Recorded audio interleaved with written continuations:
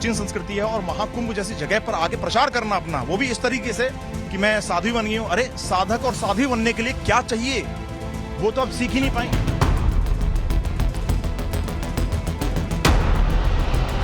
गेरुआ वस्त्र धारण करके साधु महात्माओं के साथ खड़े होके और चीप पब्लिसिटी करके आप फेमस होना चाहते हैं। साध्वी के लिए काम, क्रोध, मत्सर, लोभ, ईर्ष्या क्या है?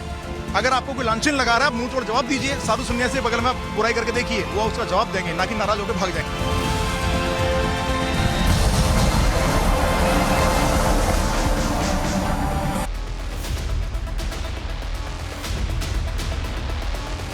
नमस्कार, दोपहर की नंबर 1 डिबेट में आपका स्वागत है। मैं हूं आपके साथ में हिमांशु दीक्षित। सनातन का सबसे बड़ा आयोजन महाकुंभ 2025 और इसी महाकुंभ में एक वायरल सुंदरी इस वक्त सोशल मीडिया पर ट्रेंड कर रही है। वो कोई और नहीं, हर्षा रिछारिया है। बीते 10 दिनों की बात करूं तो सिर्फ इंस्टाग्राम पर हर्षा के 10 लाख से ज्यादा फॉलोअर बढ़े हैं, लेकिन हर्षा ने जितनी पॉपुलैरिटी गेन की है उसी तरह कंट्रोवर्सी से भी वो घिरी रही। हाल ये तक हो गया कि हर्षा रोते रोते कुंभ की गली छोड़ के चली गई। उन्होंने संतों को ये तक कह दिया था कि सबको पाप लगेगा। हर्षा रिछारिया महाकुंभ में वापस तो 3-4 दिन पहले ही आ गई थी, लेकिन अब इस मामले में एक नया ट्विस्ट आया। हर्षा को बचपन से जानने वाले उनके करीबी दोस्त ने कुछ ऐसे खुलासे किए हैं जिस पर विवाद अब खड़ा हो गया है। सब यही पूछ रहे हैं कि हर्षा हीरोइन बनने आई या वाकई भक्ति में समाई? हर्षा रीलबाज है या वाकई उनके सनातन से उनको प्यार है? महाकुंभ में हर्षा के वापस आने के बाद नव भारत के कैमरे पर हर्षा ने सारे सवालों के जवाब दिए थे, लेकिन अब एक बार फिर उन पर सवाल खड़े होने लगे हैं। उनके करीबी दोस्त दीपक सारस्वत, वो खुद उनको फर्जी सनातन प्रेमी बता रहे हैं। लेकिन हम आपको सिर्फ एक पक्ष नहीं दिखाएंगे, हम आपको दोनों का वर्जन सुनवाएंगे। हर्षा खुद को सनातन की योद्धा बताती हैं, लेकिन उनके दोस्त का कहना है कि वो तो कभी मंदिर ही नहीं जाती थी। मंदिर तो कभी बेसिकली मैंने देखा नहीं जाते हुए, और नहीं मैं जानता था उसके विचार कुछ ऐसे हैं कि भाई मैं अध्यात्म में आना चाहती हूँ या मैं बहुत बड़ी धार्मिक हूँ। हाँ, वो बातें करती थी, अच्छी परवरिश है, अच्छी बातें करती है, कोई बुराई वाली बात नहीं है। और हर्षा एक एंकरिंग अच्छा करती है, क्योंकि मैंने उसको एंकरिंग करते हुए देखा है, तो उसके लिए बड़ी प्राउडली कहता हूं कि एंकरिंग करती है, मेरी दोस्त है, उस पर घमंड होना चाहिए। लेकिन इस बात पर मुझे बिल्कुल नाराजगी है कि भैया आप गेरुआ वस्त्र धारण करके साधु महात्माओं के साथ खड़े होके और चीप पब्लिसिटी करके आप फेमस होना चाहती हो, आप मिलियंस में फॉलोअर लेना चाहती हो, बाद में रोके चली जाती हो यहाँ से, क्योंकि आपका एम पूरा हो गया। आप आई थी पब्लिसिटी के लिए, 1.5 मिलियन फॉलोअर कर लिए और आप निकल लिए, ये बोल के कि लोग मुझे बदनाम कर रहे हैं। अरे भैया, आप तो साध्वी बन गई हो। साध्वी के लिए काम, क्रोध, मत्सर, लोभ, ईर्ष्या क्या है? मेरा कोई इतना खराब अतीत नहीं है। मैं एक प्रोफेशन से बिलोंग करती हूँ और मेरी ऐसी कुछ भी वीडियोस वायरल नहीं हुई। मेरा एक ड्रेसिंग सेंस था मेरे प्रोफेशन के हिसाब से। आज आप मीडिया पर्सन है, आप रिपोर्टर हैं, आप फॉर्मल पहनते हैं, ऋषि मुनि है वो भगवा पहनते हैं। हर किसी का अपना ड्रेस कोड होता है, वैसे मेरा भी था और कुछ भी इसमें इतना खराब जैसा कुछ भी नहीं था। और आज जब भी मैं मंदिर जाती हूँ और कई सालों से जब भी मैं मंदिर जा रही हूँ, मुझे पता है कि मंदिर जाते समय किस तरह की मर्यादाओं का, परंपराओं का पालन करना है। मैंने हमेशा उन मर्यादाओं में मैं रही हूँ। खुद को कथित तौर पर हर्षा का करीबी दोस्त बताने वाले दीपक सारस्वत कहते हैं कि हर्षा ढोंगी है। ऐसे लोग सनातन के लिए बहुत बड़ा खतरा है। मैं तो उम्मीद लगाता हूं कि ईश्वर से कि वो चले और हर इंसान, हर सनातनी चले, लेकिन उसको पब्लिसिटी का जरिया ना बनाए। कितने साधु महात्मा एक्चुअल में बैठे हैं गली कूचों में, गांव शहरों में, जिनके नामो निशान नहीं पता किसी को, लेकिन वो बड़े तपस्वी हैं। मैं मिला हूं पर्सनली उनसे। लेकिन ऐसे लोग जो 2 दिन के लिए भगवा रंग धारण करेंगे, उसके बाद में 4 बातें करेंगे, रोएंगे धोएंगे, पब्लिक की सिंपैथी बटोरेंगे, उसके बाद चले जाएंगे, इनसे सनातन को खतरा है। मेरा प्रोफेशन जो था वो as an anchor, as an actor था, जिसको मैंने साइड में कर दिया है। ठीक है, अब एट प्रेजेंट मैं चाहती हूँ कि मुझे सिर्फ हर्षा के नाम से जाना जाए और मेरी एक पर्सनैलिटी हो जिसमें ये समझा जाए कि हाँ, मैं धर्म से जुड़ रही हूँ और मैं धर्म के लिए काम कर रही हूँ। आने वाले वक्त में भी मुझे ये देखा जाए कि हाँ, मैं समाज में धर्म को लेके, सनातन धर्म को लेके, जहाँ एक तरफ हम बात करते हैं कि हिंदू राष्ट्र की बात करते हैं, जब तक युवा हिंदुत्व को जानेगा नहीं, सनातन को जानेगा नहीं, सनातन सभ्यता और संस्कृति को जानेगा नहीं, हम कैसे बात कर पाएंगे हिंदू राष्ट्र की? हर्षा इस वक्त सोशल मीडिया सेंसेशन बनी हुई है। उनके दोस्त तो ये तक कहते हैं कि हर्षा ने जानबूझकर कुंभ का रास्ता चुना। वो फॉलोअर्स बढ़ाने के लिए किसी भी हद तक जा सकती हैं, किसी भी हद तक। कि सोशल मीडिया जो ट्रेंड बन गया है आजकल सोशल मीडिया का, कि सोशल मीडिया में छाने का एक छोटा सा ट्रेंड बन गया है कि सनातन के खिलाफ हो जाओ या सनातन के साथ हो जाओ। तो मॉडल्स, एक्टर्स जो मुझे लग रहा है कि ये नए फॉर्म में आ गए हैं, और हर्षा रिचारिया नहीं, ये सबकी कहानी है कि जो सनातन से थोड़ा भी प्रेरित नहीं होता, सनातन का भगवा चोला पहन के उसके साथ में खड़ा हो जाता है, साधु महात्माओं के साथ खड़ा हो जाएगा या फिर खिलाफ बोल देगा तो तुरंत वायरल होएगा, क्योंकि ये आस्था का विषय है।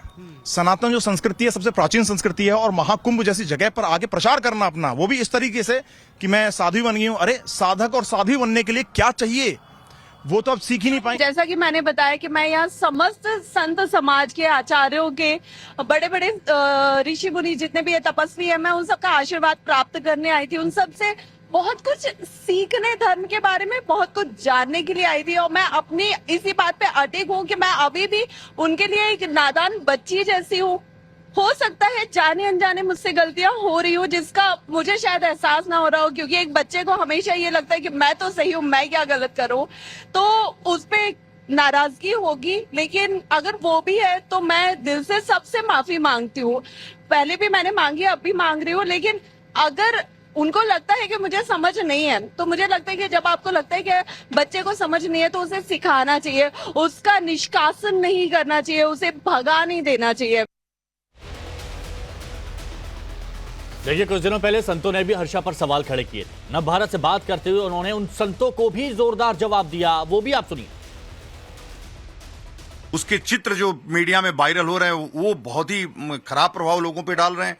तो अभी तुम साधु बनी नहीं, तुम भगवा वस्त्र पहन के त्रिपुंड लगा करके रथ पे क्यों सवार हो गई? तुमने ऐसी रील पोस्ट किया कि तुम लगा कि तुमसे बड़ा कोई शंकराचार्य भी नहीं है यहाँ पे। तो ये सब चीजों को लेकर के मुझे आपत्ति थी। आपत्ति मुझे मजबूती से दर्ज करानी थी। मैंने मजबूती से उसके लिए कम, आचार्य के लिए ज्यादा दर्ज कराई। मैं किसी का भी आज नाम नहीं लूंगी, लेकिन उसके साथ साथ जितने भी हमारे साधु संत हैं वो सब बहुत अच्छा ज्ञान रखते हैं, बहुत अच्छा अनुभव रखते हैं और सारे वेद शास्त्रों को जानते समझते हैं। क्या उनको सच में लगता है कि हर्षा किसी को कोई मंत्र देने लायक हुई है? अभी हर्षा खुद मंत्र दीक्षा लेके यहाँ पे आई है। हर्षा को कुछ नहीं पता है, हर्षा सीख रही है, समझ रही है। तो मैं उनकी बेटी की तरह हूँ, कम से कम इतना भी मत बोलिए। दोनों पक्षों को सुनाना यहां पर बेहद ज्यादा जरूरी था। अब जो मेहमान हमारे साथ जुड़े हैं उनसे हम बात करते हैं और उनसे हम आपको मिलवाते हैं। हमारे साथ आज इस चर्चा में हर्षा के दोस्त दीपक सारस्वत जुड़े हुए हैं, साध्वी जया भारती जी धर्मगुरु हमारे साथ में जुड़ी हुई हैं, साध्वी चेतनानंद सरस्वती जी धर्मगुरु हमारे साथ में हैं, स्वामी उमाकांतानंद सरस्वती धर्मगुरु हमारे साथ में जुड़ी हुई हैं, डॉक्टर HS रावत साहब हमारे साथ में धर्मगुरु जुड़े हुए हैं, धर्मगुरु उमेशानंद जी महाराज धर्मगुरु हमारे साथ में जुड़े हुए हैं। आप सभी का बहुत बहुत स्वागत है। दीपक जी, सबसे पहले तो ये बताइए कि आप कैसे जानते हैं हर्षा को, कितनी पुरानी दोस्ती है आपकी?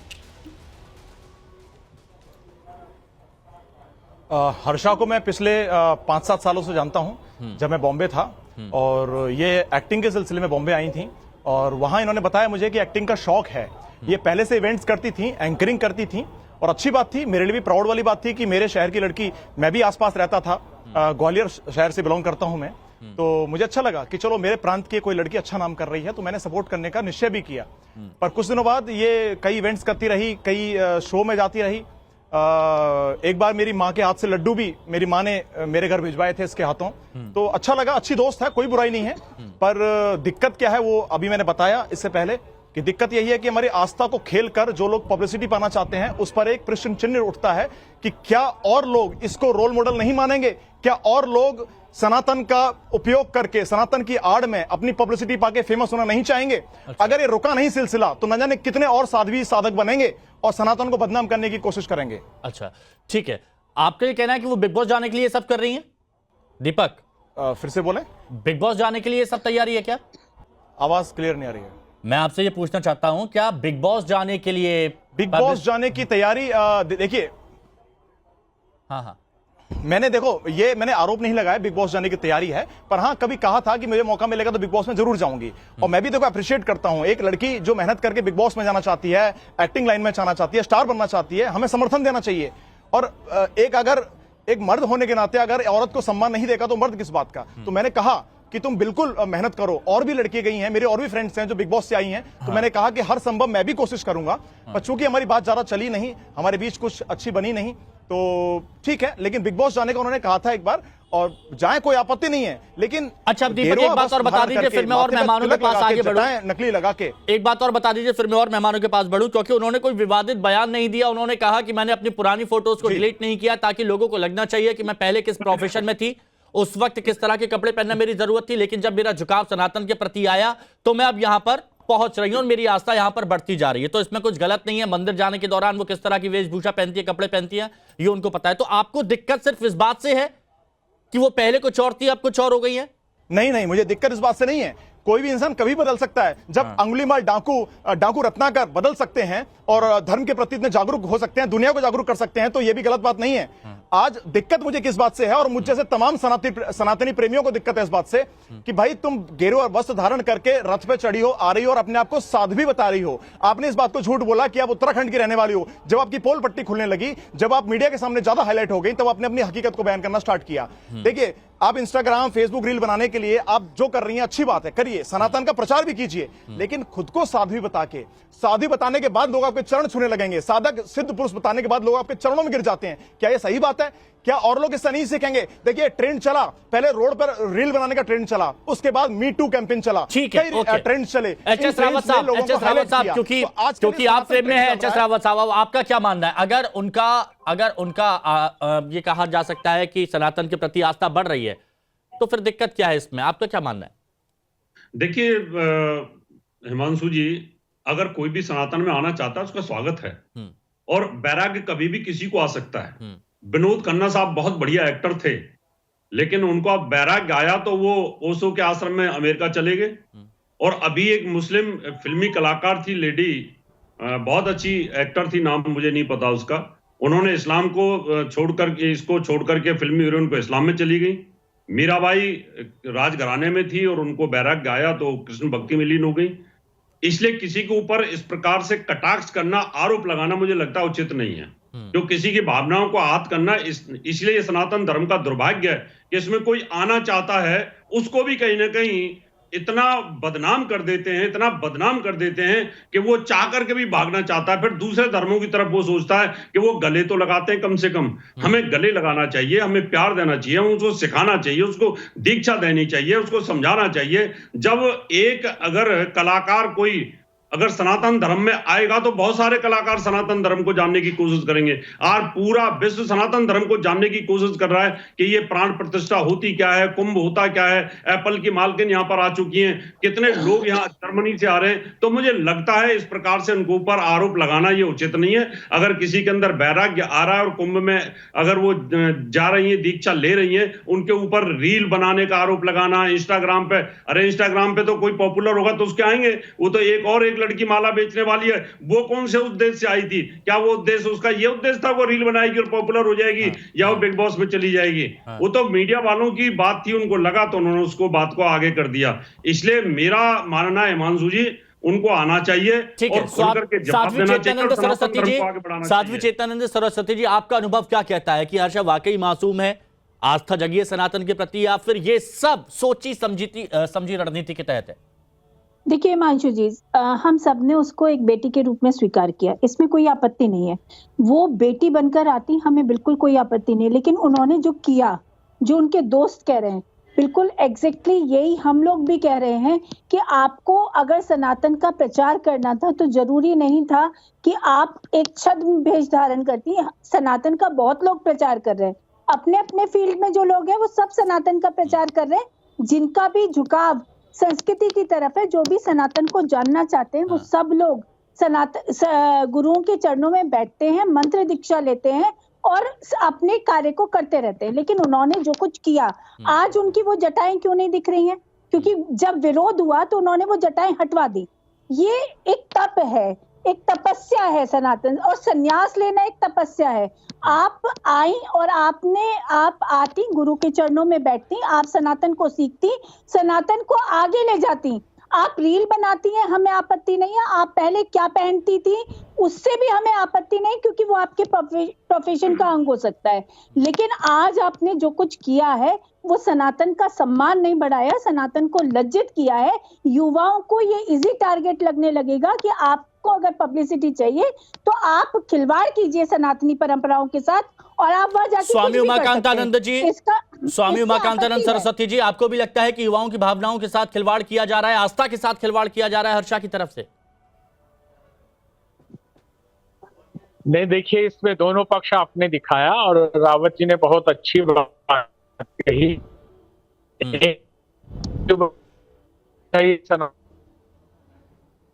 नहीं उमाकांत जी, मेरा सभी पैनलिस्ट से एक सवाल है। माफी भी मांग रही है, बोल भी रही। चलिए, आपका नेटवर्क थोड़ा सा कट रहा है, मैं दोबारा आता हूं। साध्वी जया भारती जी, साध्वी जया भारती जी, आपका क्या मानना है? क्योंकि हर्षा ने कोई विवादित बयान नहीं दिया, किसी साधु संत का अपमान नहीं किया, और नहीं कोई कुछ ऐसी विवादास्पद कंटेंट वहां पर लेकर आई है कि जिस पर सवाल खड़े किए जाएं, तो फिर इतना सब कुछ क्यों? साध्वी देखिए, शायद आप म्यूट हैं, अनम्यूट कीजिए। मेरा पहला बात ये है कि आज हम लोग बात कर रहे हैं कि ये जो पब्लिसिटी है वो वहां पब्लिसिटी लेने आई थी। मैं तो ये भी कहूंगी कि जो इनके मित्र हैं, मेरा इनके प्रति कोई विरोध नहीं है। मैं अपनी बात कहूंगी, मुझे मेरी बात कहने का समय दीजिएगा, थोड़ी सी लंबी बात है। बोलिए। ठीक है, आपने कहा कि मुझे लग रहा है कि हर्षा रिजहारिया के बारे में बयान देकर के पब्लिसिटी इनके मित्र भी लेना चाह रहे हैं, क्योंकि इनकी उनके साथ बनी नहीं, वो एक अलग पक्ष है। इन्होंने खुद ये बोला है हमारी बनी नहीं, बात खत्म हो गई। अब उन्हें लगा कि what ever she is getting the publicity. दूसरी चीज जो मुझे शिकायत मीडिया से भी है कि हर्षा वहां पर बैठी है, वो अपने गुरु के आश्रम में है, वहां पे उनका गुरु का आश्रम है, वहां पे अखाड़ा परिषद है। अगर कोई गलत करेगा तो अखाड़े परिषद के पास अपना व्यवस्था होती है जी ठीक करने की, पहली चीज। दूसरी चीज, पब्लिसिटी सोशल मीडिया और मीडिया ने परोस करके हर्षा को हाथ में दी है। अब आपने जब उनको दे दी तो इस चीज से अब आपको दर्द नहीं होना चाहिए। हाँ। वो अपने रथ पर बैठी थी, अपने गुरु के पास बैठी थी, उनके गुरु को पता है उनकी क्या सत्यता है। उसके बाद उन्होंने उनको स्थान दिया। आप वहां जाकर के पूछ रहे अरे आप इतनी सुंदर है तो साध्वी क्यों बन गई? अरे क्या प्रश्न है? पहला प्रश्न जिस व्यक्ति ने पूछा वो गलत था, उस प्रश्न को इतना उछाल दिया गया। अरे सुंदर साध्वी कुंभ में, सुंदर साध्वी कुंभ में। अरे क्या कुरूप लोगों का स्थान है कुंभ? क्यों उठाया इस बात को? ना उठाते आप लोग, ना रिएक्शंस देते, रहिए शांत। कोई व्यक्ति सुंदर है तो होने दीजिए, है वो सुंदर, बैठा रहने दीजिए, just let him B. Ma'am please, मैंने आपको बीच में नहीं रोका था। नहीं मैम, आपने अपनी बात बोली, मुझे बोलने दीजिए। मैंने बहुत शांति से बात सुनी। दूसरी चीज, मैं इतना जरूर मानती हूँ कि सनातन के प्रति हर व्यक्ति का अपना दायित्व होता है। आप किसी वेश को धारण कर रहे हैं, आप मैं भी खुद संन्यास आश्रम से जुड़ी रही हूँ। आप किसी वेश को धारण कर रहे हैं, आप कहीं कुछ भी बन रहे हैं, तो आपको पता होना चाहिए कि आपका वेश, आप जहां पर जो भी कुछ मैसेज दे रहे हैं वो समाज के लोगों को प्रभावित करता है। Harsha should have responded responsibly, पर उन्होंने कहीं ये नहीं कहा कि मैं साध्वी हूँ या मैंने संन्यास ले लिया है। बिल्कुल। आज आपको क्या आधे से ज्यादा लोग भगवा और पीतांबर पहने घूम रहे हैं, आप सबको इवैल्यूएट कर रहे हैं क्या? उनके गुरु है, उनका आश्रम है, वो कर लेगा इवैल्यूएट। प्लस ये जो कंट्रोवर्सी हमने उठाई है, इस कंट्रोवर्सी से भी युवा डरेगा कि अगर हम कुछ करेंगे किसी को बुरा लगेगा। भाई इस स्थान से दूर रहो, इन लोगों से दूर रहो। तो हित तो जो लोग हम यहाँ बैठ के ये बहस कर रहे हैं, ये बात एच.एस. रावत जी ने कही, आपने बहुत अच्छा पॉइंट यहाँ पर उठाया, और यही बात एच.एस. रावत जी ने भी कही थी। और ये बात अब मैं दीपक जी, यहाँ पे कितने लोग हैं जो हर्षा के व्यक्तिगत जीवन को जानते हैं? अरे एक व्यक्ति है वो, अगर उनके चैनल से वो सनातन की बात करती भी, गलती करने तो देते। हम लोग तो पहले ही बन के आ गए कि we are the people who will police Harsha. No, this is not right. हम लोगों ने उसको हाथ में पब्लिसिटी दी है और अब वो दे दी है तो सबको लग रहा है अच्छा दीपक जी ये बताइए, सबसे पहले आपने खुद कहा कि आपका उनसे एक बात क्लियर करना चाहती हूँ। हाँ बोलिए, क्लियर कीजिए। हाँ, को एक बात क्लियर करना चाहती हूँ, क्लियर कीजिए। उन्होंने, देखिए, पब्लिसिटी किसी मीडिया पर्सन ने उनके हाथ में नहीं दी, उनका अपना एक सिस्टम था उनका जो सबसे पहली बाइट गई है वो उन्हीं के चैनल पे गई है। हाँ। और उन्होंने इसको बहुत प्लेजरली, बहुत एंजॉय किया है कि सबसे सुंदर साध्वी, ये शगुन त्यागी जो उनके अपने न्यूज स्कोप चलाते हैं, उन्होंने इसको प्रमोट किया और ये उन्हीं की टीम का हिस्सा है। आप जितने भी इंटरव्यू देखेंगे हर्षा के, सबसे पहले रोते हुए का जो वीडियो आया है वो भी उन्हीं का आया है। ठीक है, ठीक है। अच्छा, ये आपने क्लियर कर दिया। अच्छा दीपक, अब मेरे को एक बात बताइएगा, आपने खुद कहा कि आपकी उनसे इतनी बनती नहीं है, थोड़ी बहुत अनबन हुई, जो बात यहां पर साध्वी जी ने भी बोली। आपने कहा कि वो किसी भी हद तक जा सकती हैं, किसी भी स्तर तक वो जा सकती हैं फॉलोअर्स बढ़ाने के लिए, ये बात आपकी तरफ से कही गई है, इसके क्या मायने हैं किसी भी स्तर तक? जी सर, मैं ये कहना चाहता हूं, एक बात कहना चाहता हूं, जैसे कि मैडम ने भी आरोप लगाया मुझ पर कि वो भी तो पब्लिसिटी ले रहे हैं, यानी मैं पब्लिसिटी ले रहा हूं उसके नाम की। पहली बात तो यह है कि भाई आप पब्लिसिटी दुनिया भर की लीजिए, मैं कहता हूं कुंभ में स्नान कीजिए, वीडियो बनाइए, मैंने भी वीडियो बनाए हैं, सब कुछ पब्लिसिटी चल रही है, ठीक है। लेकिन मेरा आपत्ति इस बात से है कि अगर आप साध्वी जैसा भेष धारण किया है और स्टार्टिंग में आप कह भी रही हो कि साध्वी हो, मैं उत्तराखंड क्यों, ये झूठ बोला और बहुत तमाम झूठ बातें कही, मैं सब देख रहा था। हालांकि मुझे उसने ब्लॉक किया हुआ है, मैं नहीं कहा कि मैं साध्वी हूं, पर मैं कहीं ना कहीं उन्होंने ये नहीं कहा कि मैं साध्वी हूं। हमने जब इंटरव्यू किया तब भी उन्होंने नहीं कहा। अगर इतने हितैषी सनातन धर्म के थे तो अखाड़ा परिषद जाना चाहिए था। यहाँ श्रीमान मेरी बात समझे, आपत्ति किस चीज से, आपत्ति इस चीज से है कि जब आपको इतने सारे लोगों ने पब्लिसिटी दे दी है, आपने वो रूप धारण कर लिया है और आप फिर वापस मीडिया को, साधु महात्माओं को आरोप लगा रही हो कि मेरी बदनामी कर रहे हैं। अगर आप साध्वी जैसे राह पे चल रही हो तो आपको तो चिंता ही नहीं होनी चाहिए किसी ईर्ष्या, किसी के जलन की, किसी के क्रोध की, किसी के मद की। दूसरी बात यह है कि आप फिर छोड़ के क्यों भाग गई? मात्र 2-4 लानत आपको मिल गई, छोड़ के भाग गई आप। आपको देखा देखी कितने लोग ये रास्ता अपनाएंगे। पहले मी टू कैंपेन चला था जिस पर लोग आरोप लगाने के कारण फेमस हुए, फिर सड़क पे वीडियो बनाने में ट्रेंड चले। लोग फेमस होने का कोई ना कोई माध्यम ढूंढते हैं, तो सनातन ही क्यों, दूसरा धर्म क्यों नहीं? आप दूसरे धर्म में जाके आप ये कह रहे हैं सनातन ही क्यों, अब वहां जाके लेकिन इसका एक ये एंगल भी तो हो सकता है उमेशानंद जी, क्या इसका, ये इन्होंने कहा कि फेमस होने के लिए सिर्फ सनातन ही, एक सोच है इनकी, लेकिन क्या ये भी तो एक सोच हो सकती है कि इतनी शानो शौकत, इतना फेम और इतनी सारी चीजें होने के बावजूद आप आस्था के प्रति थोड़ा सा आपका झुकाव बढ़ रहा है, ये भी तो एक एंगल हो सकता है? आपका क्या मानना है? फेमस तो आप फेमस उमेशानंद महाराज जी प्लीज। श्रीमान मुझसे अगर उमेशानंद महाराज को कि बहुत सारे लोग थे, सुन पा रहे हैं आप उमेशानंद महाराज जी?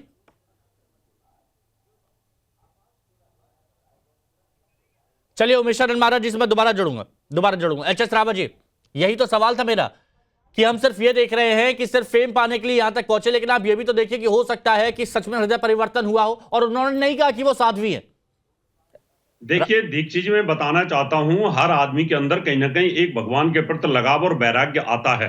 अगर हम उनके ऊपर आरोप लगा रहे हैं तो ये गलत है। हर आदमी कहीं ना कहीं बैठे बैठे भगवान की तरफ आकर्षित होता है, अपने धर्म की तरफ बहुत सारे लोग आकर्षित होते हैं। इसलिए आज पब्लिसिटी के लिए आज ये दीपक जी पब्लिसिटी ले रहे हैं।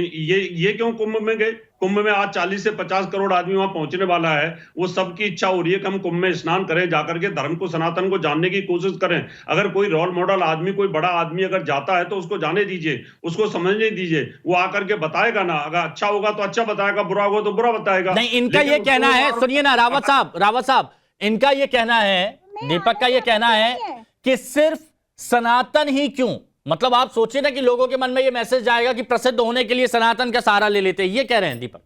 नहीं, अगर ये इस्लाम में चली जाती तब क्या होता, या ये क्रिश्चियन बन जाती तब क्या होता? तो फिर तो और ज्यादा चिल्ला चिल्ली होती, फिर तो ये दिक्कत, फिर और ज्यादा आरोप लगाना शुरू कर देते। तो उन्होंने इस्लाम एडॉप्ट कर लिया है, इस्लाम में चली गई, इस्लाम में चली गई है।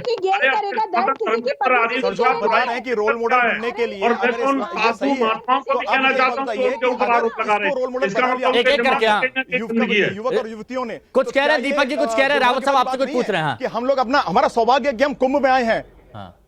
आप पूछे दीपक जी, पूछे। भैया दीपक जी ये बताओ, अगर ये इस्लाम में चली जाती और उसको सीखने की कोशिश करती, हज में चली जाती, जैसे कि पहले कई हज में गई हैं, तो उस समय क्या होता? अरे सनातन धर्म में गई है, राखी सावंत जैसे गई है। अच्छी बात है। रावत जी को लाइए। आज कैसी बात कर रहे हैं? क्या सर श्रीमान, मेरा मुद्दा इस बात से है कि क्या ये पब्लिसिटी स्टंट नहीं है? आप सोचिए, ये रोल मॉडल बन जाती है अगर, तो कितने सारे लड़के लड़कियां जो नए नए स्ट्रगल कर रहे हैं, प्रसिद्धि नहीं मिल पा रही है, वो यहाँ पर आके अपनी प्रसिद्धि का झंडा गाड़ेंगे। कुंभ में जा रहा है स्नान करने के लिए, सनातन धर्म को समझने के लिए। अगर कोई दीक्षा लेता है तो आपको किसने अधिकार दिया आप उसके ऊपर उंगली उठाओगे? वो उसका निजी मामला है, वो धर्म में जाए पर छोड़ के मत जाइए ना रास्ते में। अगर मैं साधक बनना चाहता हूं तो मैं दीपक जी रावत जी को आमने सामने लाइए। पूरी तरह से साधक बन जाऊंगा श्रीमान, छोड़ के नहीं जाऊंगा रणभूमि को। अगर रील का फैशन है, लोग 1 मिनट में किसी चीज को सुनना चाहते हैं तो क्या दिक्कत है? अगर सनातन धर्म में साधु संत रील नहीं बना रहे क्या? सभी जगह सभी धर्मों में उमेशानंद जी भी जुड़ चुके हैं। उमेशानंद जी, इस पूरे मुद्दे पर आपका क्या कहना है? क्योंकि दीपक जो उनके मित्र हैं वो ये कह रहे हैं कि आस्था का सहारा लेकर प्रसिद्धि पाने की कोशिश की जा रही है और ये सनातन का अपमान है। भाई मेरे को एक बात बताओ, हाँ, हर्ष रिछारिया ने ऐसा क्या बवंडर कर दिया कि उसको लेके इतनी चर्चा हो रही है? और मैं एक प्रश्न ये पूछना चाहता हूं, यहाँ हर्ष रिछारिया जी के मित्र बैठे हैं, पहले तो वो ये स्पष्ट करें मित्र है या दुश्मन है? अरे मित्र होते तो मित्रवत वाला व्यवहार करते, आप तो दुश्मन से भी बदतर उसके साथ व्यवहार कर रहे हो। और तीसरी बात मैं बोलता हूं, ये जो हर्ष रिछारिया जी के जो मित्र यहाँ बैठे हैं, आप भाई कौन सी अथॉरिटी हो? आप पर किसने वो अथॉरिटी दिया कि आप प्रश्न चिन्ह खड़ा करोगे? आप होते कौन हो भाई उसके प्रश्न चिन्ह खड़ा करने वाले? अखाड़ा परिषद का विषय है, अखाड़ा परिषद तय करेगी, महामंडलेश्वर तय करेंगे, वहां की व्यवस्था तय करेगी। आप ये करना क्या चाह रहे हो? आपने एक लड़की को, सुनो मेरे भाई, मैं बीच में इंटरप्ट नहीं कर रहा, सुनो, अगर कोई इंसान साध्वी अब आप मेरे को बीच में इंटरप्ट मत करो, बोलने दो भाई, मैं उनका चरण छू लूंगा। पर आप क्या चाहते हैं कि इसके बाद प्रसिद्धि पाने के बाद वो साध्वी, अब आप मुझे बोलने दो, बिग बॉस में नजर आए, मेरे को बोलने दो, आप सुनो, अब आप मुझे डिस्टर्ब कर रहे हो, मैं विषय क्लियर कर लूं क्या? मैं कह रहा हूं एक सनातन संस्कृति को जानने वाली एक लड़की, उसका कोई बैकग्राउंड था, ठीक है, वो सनातन को समझने के लिए कुंभ में आई, अरे उसके पीछे ऐसे पड़ गए आप लोग, पता नहीं उसने क्या गलत काम कर दिया। जब हमारे पूजनीय महामंडलेश्वर आचार्य महामंडलेश्वर अवधेशानंद महाराज ने कहा कि कुंभ को समझने का अधिकार सबको है, अखाड़ा परिषद के अध्यक्ष रविंद्र पुरी महाराज ने कहा समझने का सबको मौका है। आप, मुझको लगता है हर्ष रिछारिया से ज्यादा पब्लिसिटी लेने के लिए आप कहां से प्रकट हो गए? आप भी तो प्रकट हो गए। मुझे लगता है कि आपको ज्यादा पब्लिसिटी मिलेगी। अरे सनातन को समझने वाली लड़की है, उसके पीछे क्यों पड़ गए? मैं भैया, मेरा जूना खड़ा है, आप मुझे एक बात बताइए, हमारा जूना खड़ा है, हम जूना खाड़े से आते हैं, हम आपको ये कोई अधिकार नहीं देते कि आप प्रश्न चिन्ह खड़ा करोगे। देखिए एक बात यहाँ पर स्पष्ट है कि अगर कोई आस्था के प्रति झुक रहा है, सनातन के प्रति झुक रहा है, तो इसमें कुछ गलत नहीं है, कोई विवादित बयान दिया नहीं गया है। उन्होंने कहा है कि मैं साध्वी भी नहीं हूं, और पहले जो मैं थी वो सबको दिखना चाहिए। अब मैं मेरा जो जिस तरफ मेरा ध्यान जा रहा है वो भी सबको दिखना चाहिए। हालांकि सवाल खड़े किए जा रहे हैं, लेकिन साधु संत अखाड़ा वो इस पर फैसला ले तो ज्यादा बेहतर है। बहुत बहुत शुक्रिया आप सभी का हमारे साथ जुड़ने के लिए।